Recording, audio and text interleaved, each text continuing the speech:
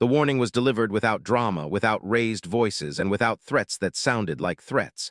It came as a single broadcast, translated perfectly into every known language, carried on emergency priority channels across the Galactic Concord.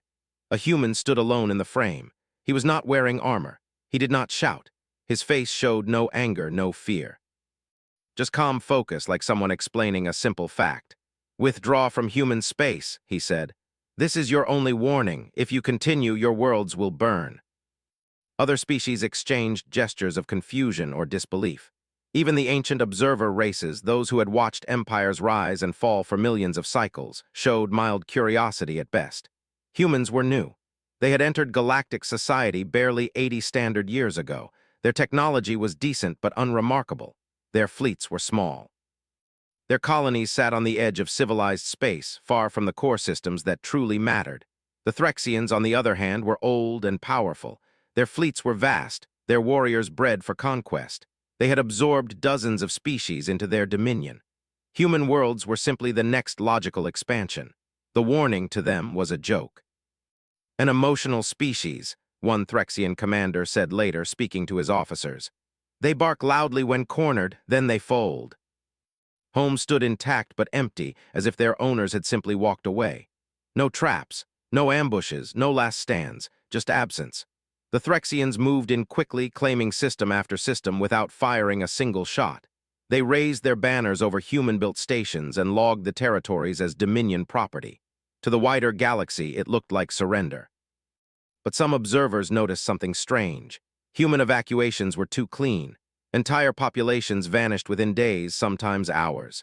Children, elders, data archives, even cultural artifacts were gone, yet the structures remained. Factories stood idle but undamaged. Roads were clear, atmospheres stable. It was as if humans had practiced leaving before. In the Concord Intelligence Division, analyst Rilken reviewed the reports with growing unease. Rilken was old by his species' standards, his sensory fronds dulled by centuries of service. He had seen many retreats, many defeats. This felt different. "Humans are not panicking," he said to his assistant. "They are executing a plan. A plan to lose."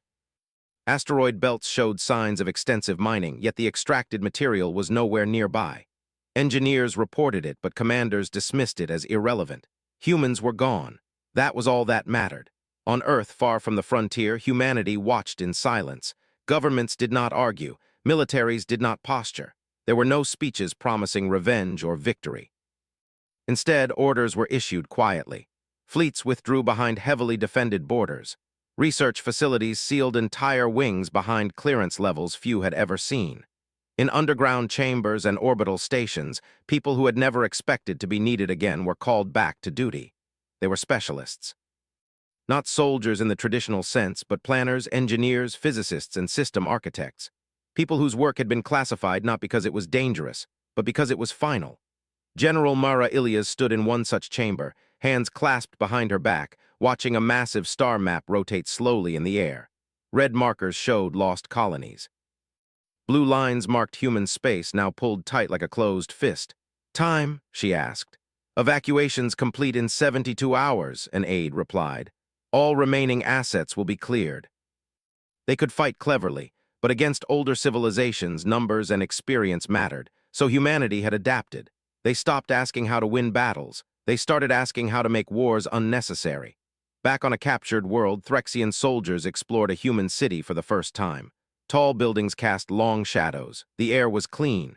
The streets were empty. "This place feels wrong," one soldier muttered. His squad leader dismissed the comment. "They fled, that is all." The leader paused, then shook his head. "Engineers will look at it later." In the conquered chamber, Rilken watched the feeds with mounting concern.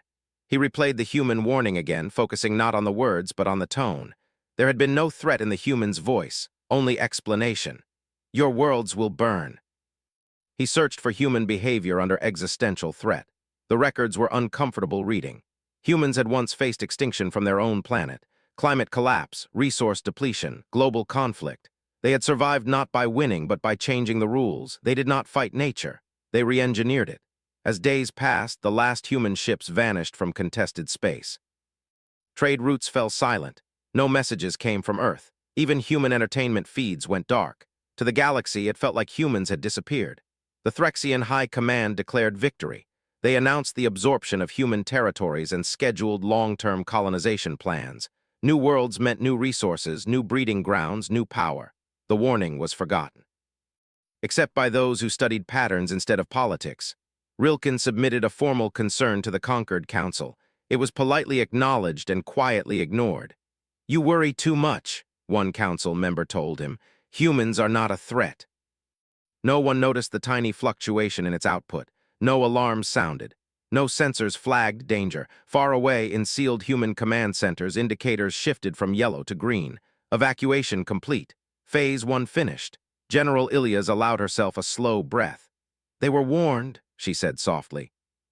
And across the galaxy, in abandoned systems and occupied worlds, things that had been left behind quietly waited. Not weapons, preparations.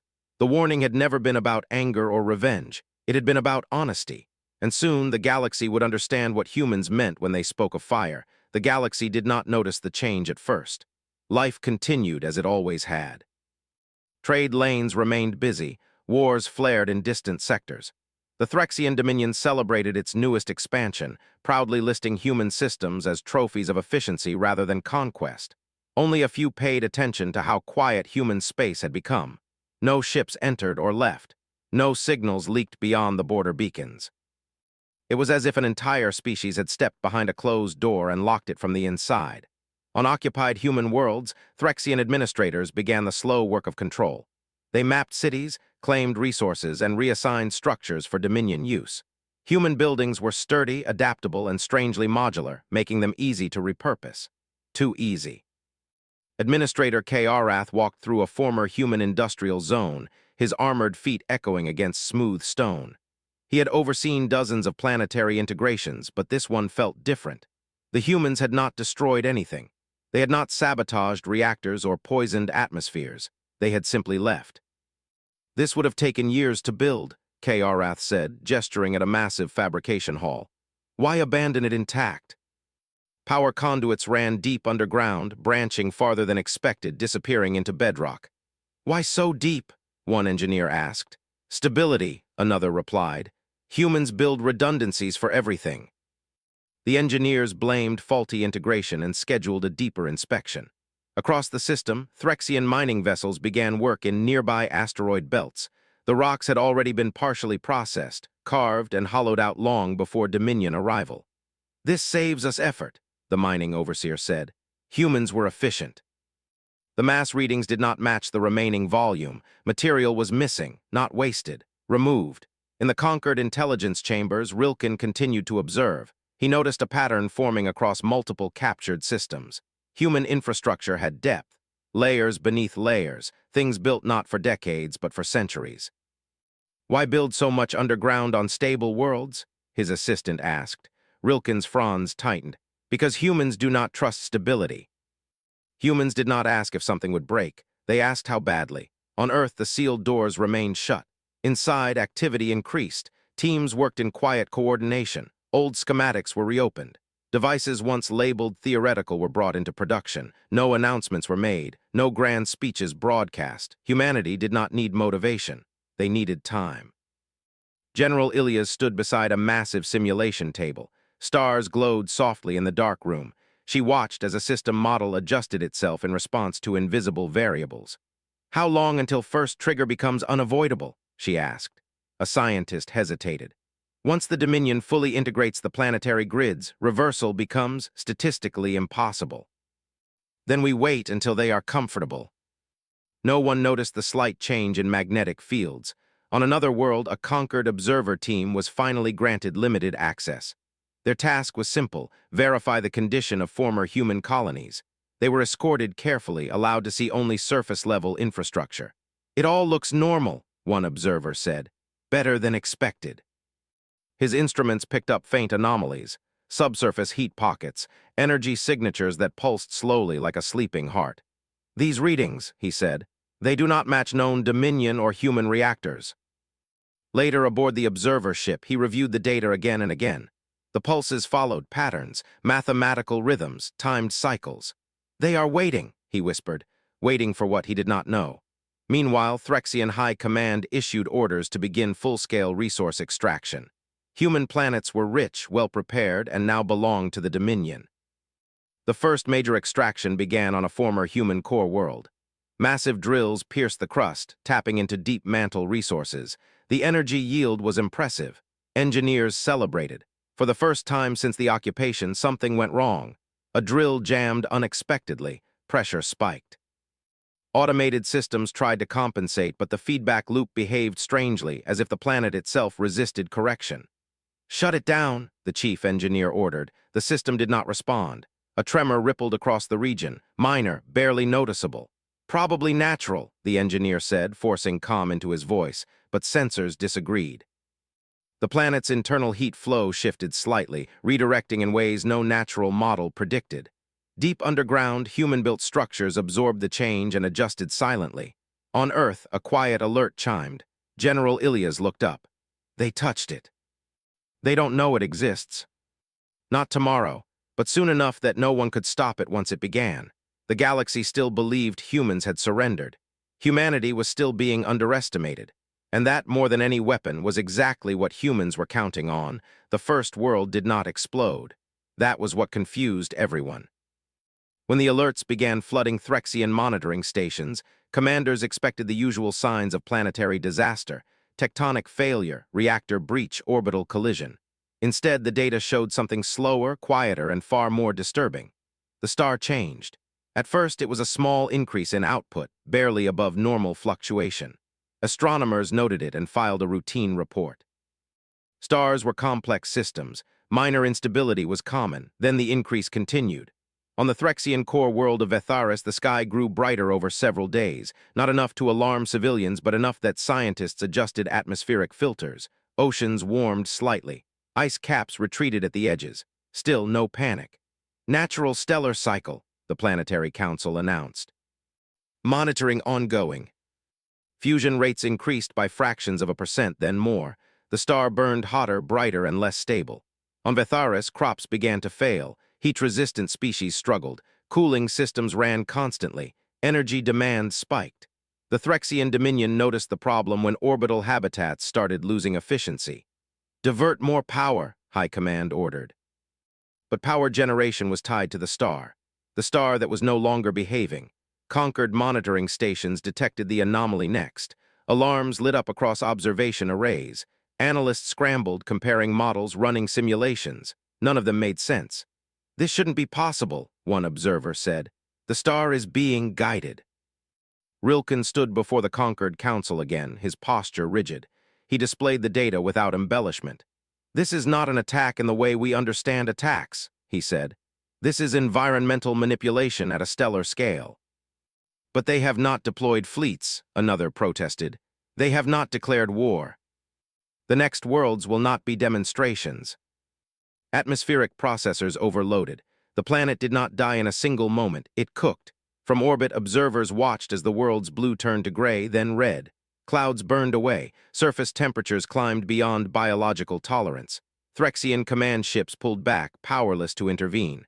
"This is madness," a fleet admiral said. "Attack the human systems. Force them to stop." Scientists reviewed older human projects, contracts, and joint ventures. A terrible pattern emerged. Humans had worked everywhere. They had mined asteroids, optimized energy grids, stabilized moons, and improved stellar efficiency for dozens of species. At the time, it had been seen as generosity, cooperation, economic partnership. Now it looked like preparation. On another occupied human world, administrators rushed to shut down all human-built systems. Factories were powered off. Underground networks were sealed. It did not help. The systems did not require active control anymore. They were autonomous. They listened only to conditions, thresholds, and triggers that humans understood far better than anyone else. A second star began to flare. Then a third. The conquered council broke into chaos. Species demanded explanations, protections, treaties. Some begged humans to intervene. Humanity responded with silence, except for one message delivered privately to the conquered archives. "We do not target civilians," it read. "We target sustainability. If a world cannot support life, war ends naturally." His fronds trembled. This is not cruelty, he realized. This is logic. if they evacuate fast enough and stop interacting with the systems. Volcanic chains erupted in sequence, not randomly, but in patterns that cut off escape corridors. Human-built stabilizers shut down one by one, systems the Dominion had unknowingly relied on. The planet entered a runaway heating cycle. Another world burned. Alien media finally found the words. Humanity wages war on planets. Others threatened retaliation. Human space remained silent until a final transmission arrived, not public but broadcast directly to Threxian command frequencies. "You were warned," the human envoy said. "We asked you to leave. You chose ownership over survival. You will destroy entire systems for pride." Across the galaxy, species watched stars with new fear. They reviewed every human-built structure, every shared project. And they understood, too late, the real meaning of the warning. When humans said worlds would burn, they were not speaking in anger. They were stating a fact of engineering, and the fire had only just begun. The war reached its loudest point without a single major battle. Threxian fleets moved in massive formations, filling space with metal and weapons, searching for something to strike. Their admirals wanted a target, a victory they could show their people. They wanted to force humans to the table through strength.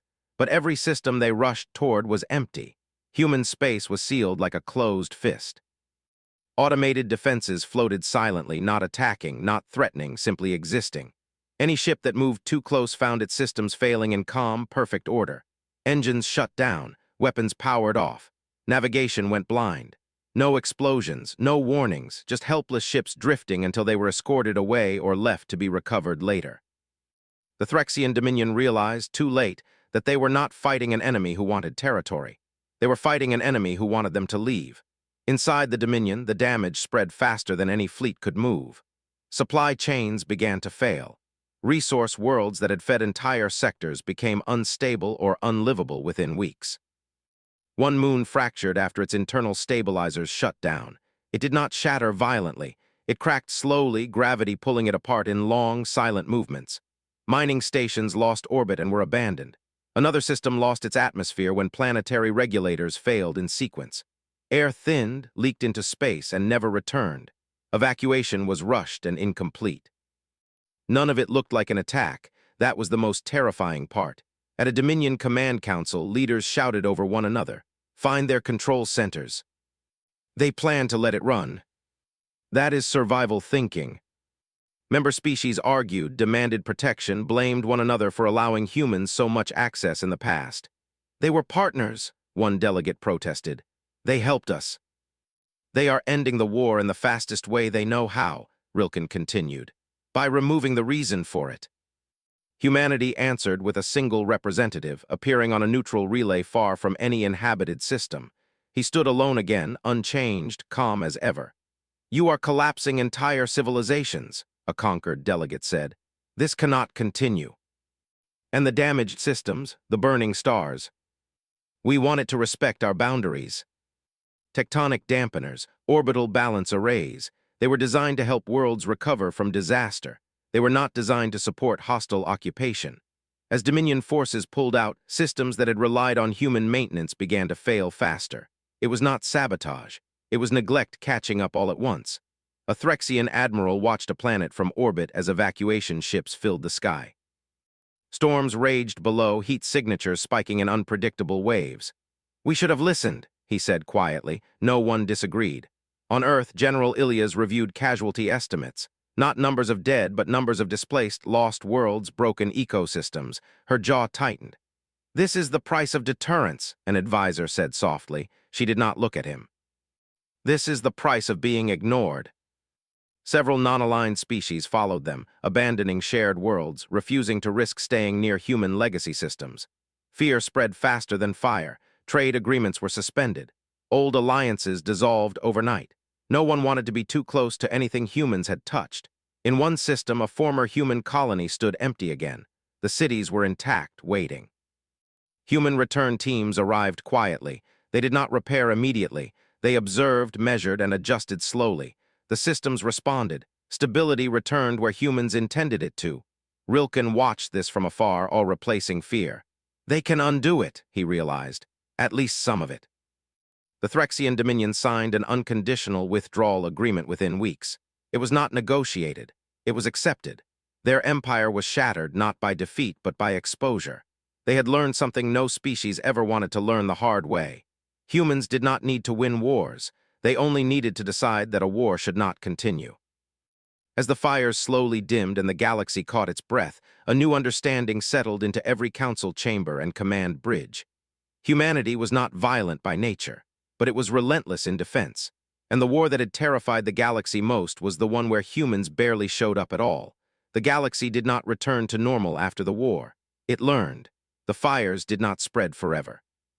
Just as humans had promised, many processes slowed once the Threxian Dominion fully withdrew from human worlds. Some stars stabilized. Some planets cooled enough to stop their death spirals. Others were beyond saving and were marked as lost forever, silent reminders drifting in space. Humanity did not celebrate those losses. They studied them. On Earth, open sessions were held for the first time since the warning. Scientists, planners, and leaders gathered to review what had happened. There were no cheers, no claims of victory, only careful discussion about responsibility and limits. General Mara Ilias stood before a global council, her voice steady. "We achieved our objective," she said. "Our borders are secure. But we must never forget what this cost." In the Galactic conquered, everything changed. New rules were proposed, debated, and finally accepted. Not because humans demanded them, but because no one wanted to test what would happen if they were ignored. No species would occupy human space. No species would alter human-built infrastructure without human approval. And no one would ever again dismiss a human warning as emotional noise. Rilken watched these laws pass from his seat in the observer tier. He felt older than ever, but also strangely relieved. "The galaxy survived," his assistant said. Rilken nodded. "Because humans did not want it to burn, they wanted it to listen." Their arrival was calm, almost quiet. They expected intimidation.